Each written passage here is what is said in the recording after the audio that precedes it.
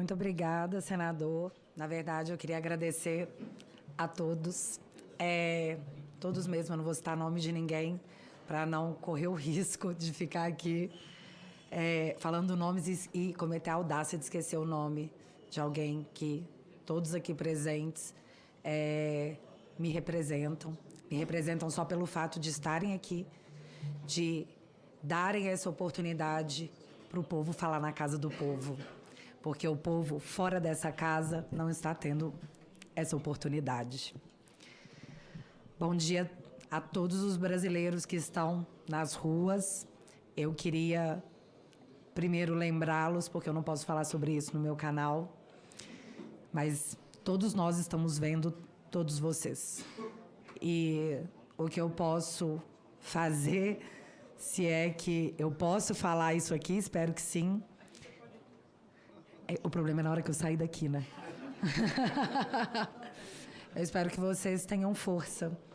É o que eu desejo a todos vocês, que são tempos difíceis, mas nos tempos difíceis que se criam homens fortes. E é o que nós estamos nos tornando, pessoas fortes. Obrigada. Para quem não me conhece, eu gostaria de me apresentar. Meu nome é Bárbara, eu tenho 36 anos, sou mãe de 2 filhos lindos, esposa de um marido incrível, filha da melhor mãe do mundo, mas foi com meu pai que eu aprendi a gostar de política. E por gostar de política, eu comecei a acompanhar todos vocês.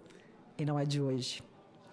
Eu queria comentar um acontecimento, como eu sou uma pessoa curiosa, que fica de olho nos senhores.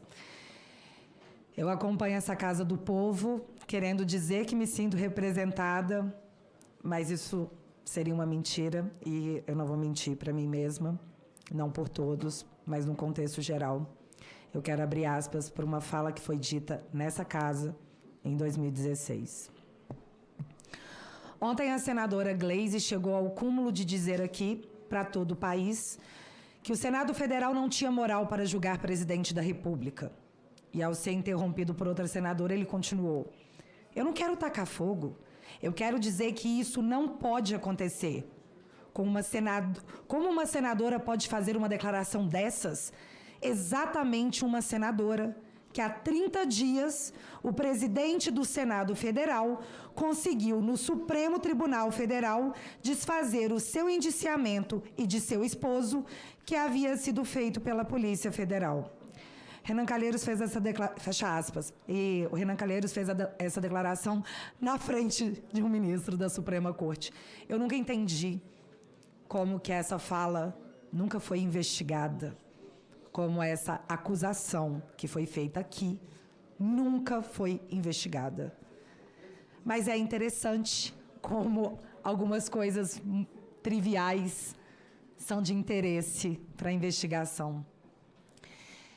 Eu sou investigada em diversos inquéritos. Um deles, o primeiro deles, aberto em 2019, para apurar fake news cometidas contra ministros da Suprema Corte. Eu não vou entrar nem no mérito do quanto isso é inconstitucional, porque é básico. Mas a prova que foi oferecida a nós, acusados, e eu prefiro dizer que somos vítimas desse inquérito, porque é o que somos, foi o apenso 70. Nesse apenso 70, havia um organograma. Nesse organograma tinha uma prova de crime. A prova do crime, no meu caso, era que eu seguia algumas pessoas nas redes sociais, para ser mais exata, no Twitter. Eu não estou falando isso em tom de drama. A prova do crime era que a gente se seguia nas redes sociais. Isso foi apresentado dentro de um inquérito, aberto de ofício, sem a presença do Ministério Público e aceito como prova. Nós tivemos aqui o Fábio Weingarten, nós temos aqui o deputado Marcel expondo provas imensas. E eles falam: não tem provas, não temos provas sobre isso. Mas se seguir no Twitter é a prova de uma organização criminosa. Isso está nos autos que foram disponibilizados. E eu não posso dizer mais porque eu não sei realmente o que tem mais, já que, em pleno 2022, nossos advogados estão há mais de 2 anos tentando acesso a esse inquérito e não conseguem. Esse inquérito inconstitucional foi tornado constitucional pela Suprema Corte para perseguir desafetos políticos, mas eu acredito que eles deram esse nome inquérito das fake news para tentar dar um ar de legalidade, o que nem por si só se convence, já que fake news não é um crime tipificado no Brasil. E não existe crime sem uma lei que antes o preceda.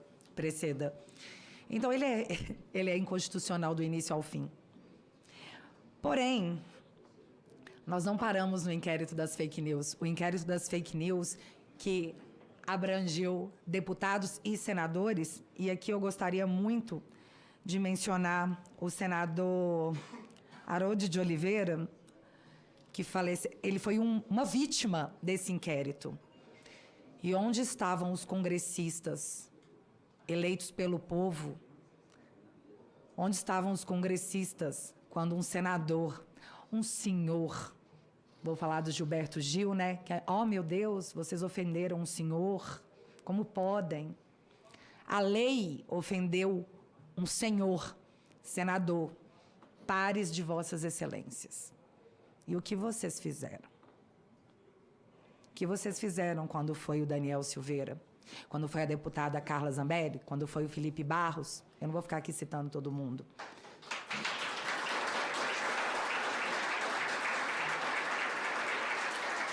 O que aconteceu, e todos nós assistimos, infelizmente, foi a omissão completa daqueles parlamentares que o povo confiou para que nos representassem.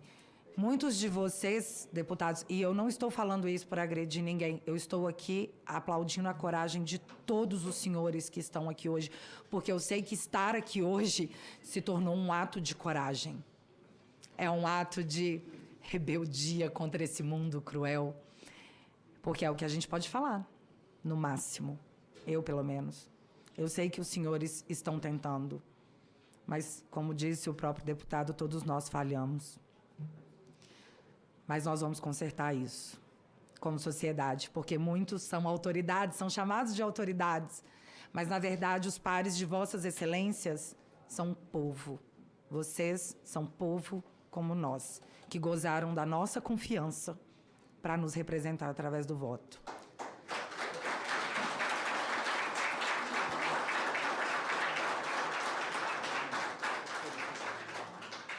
Pois bem, a gente falou do inquérito das fake news, esse foi o primeiro, eu gosto de chamar ele de pai. Foi o pai. Foi a mãe, deu cria. A cria foi o inquérito dos atos antidemocráticos. A cria, ela segue sendo o inquérito que não tem objeto. Eu preciso deixar claro para quem está nos assistindo e não tem conhecimento, eu não quero aqui dar palestrinha para ninguém, longe de mim, mas acredito que todos os senhores saibam.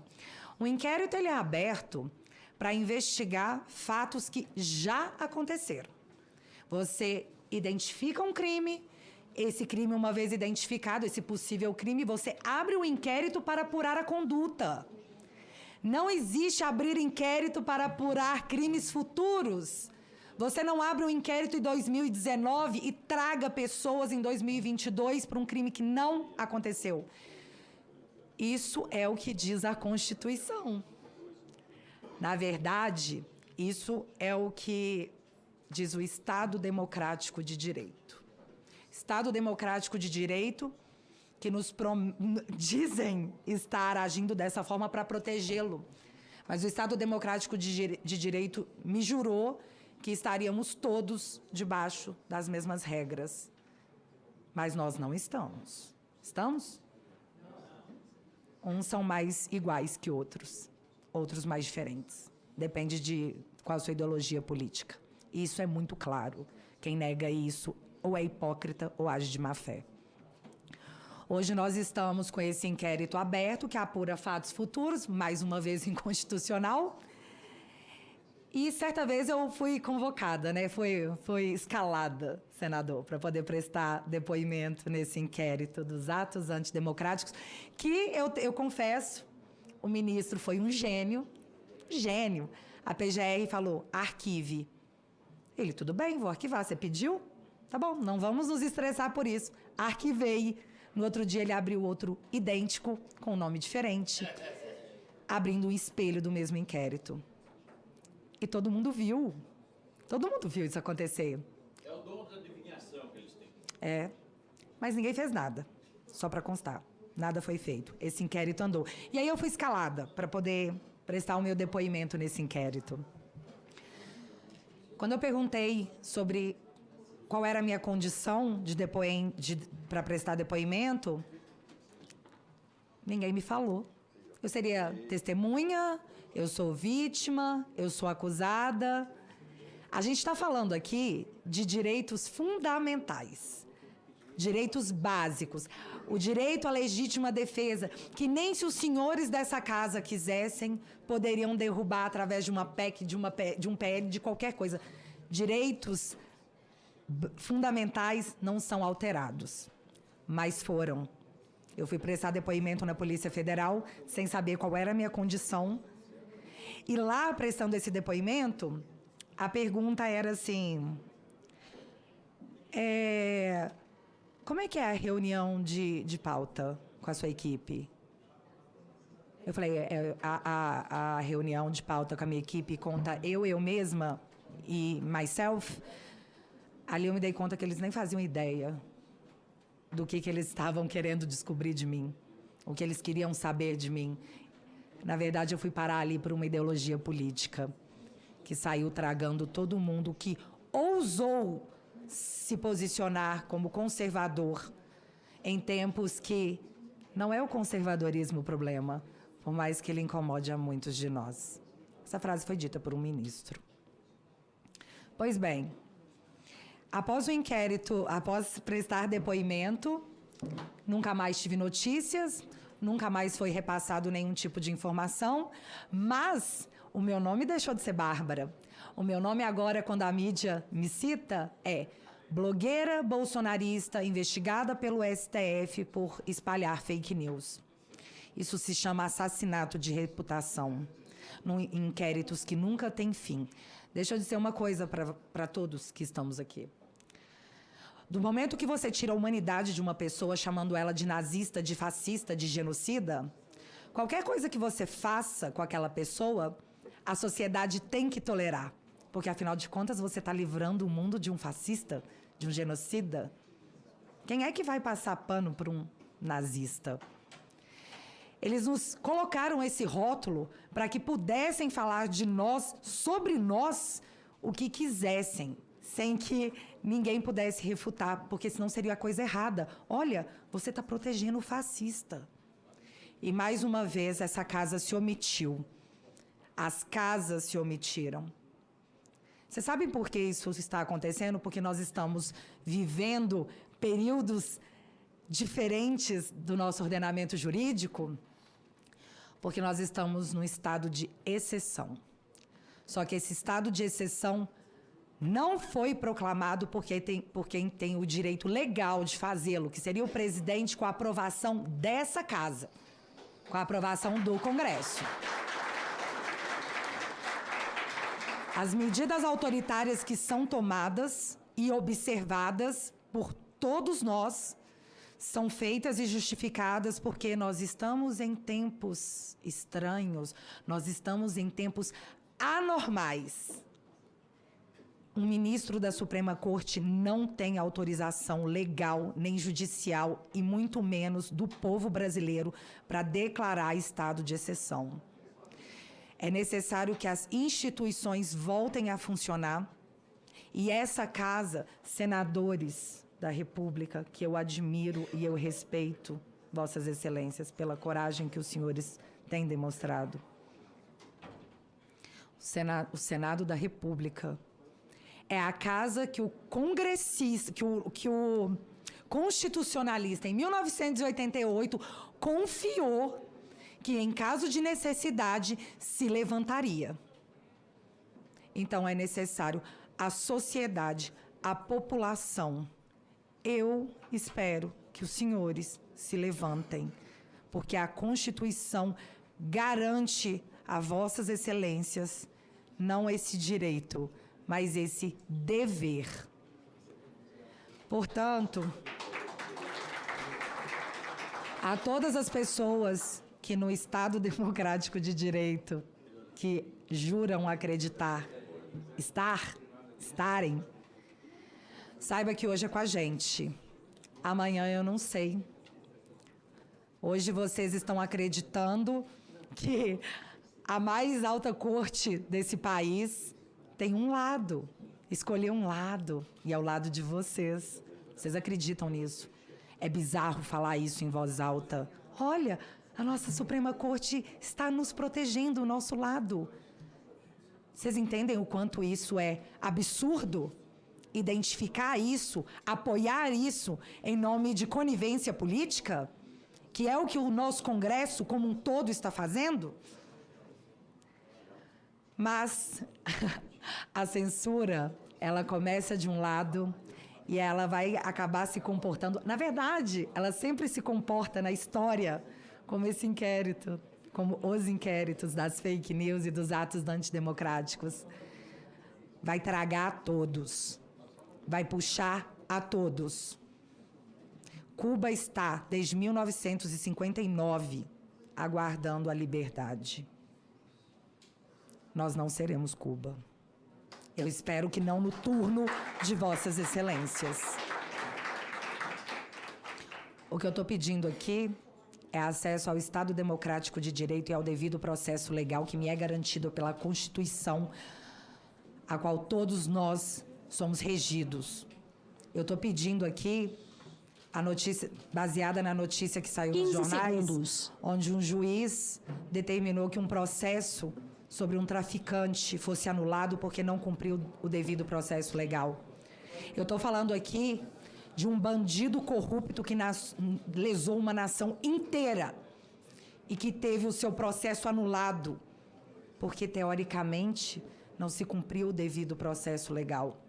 Eu estou aqui falando para Vossas Excelências que eu não estou tendo o devido processo legal. Há anos. E não só eu. Muitos de nós. Então, o que eu estou pedindo aqui, de forma absurda, é o mesmo direito que a Justiça deu para um traficante e para um corrupto condenado. Eu estou pedindo aqui o mínimo.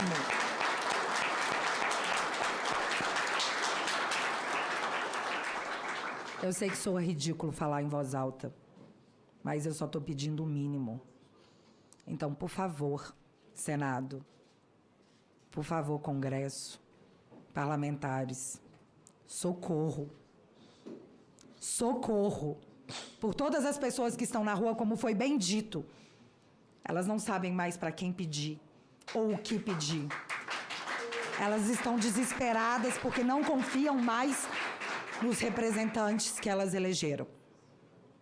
Por favor, Congresso, senadores, não decepcionem o povo de vocês, seus pares reais, porque vocês não são políticos, vocês estão políticos, vocês são povo.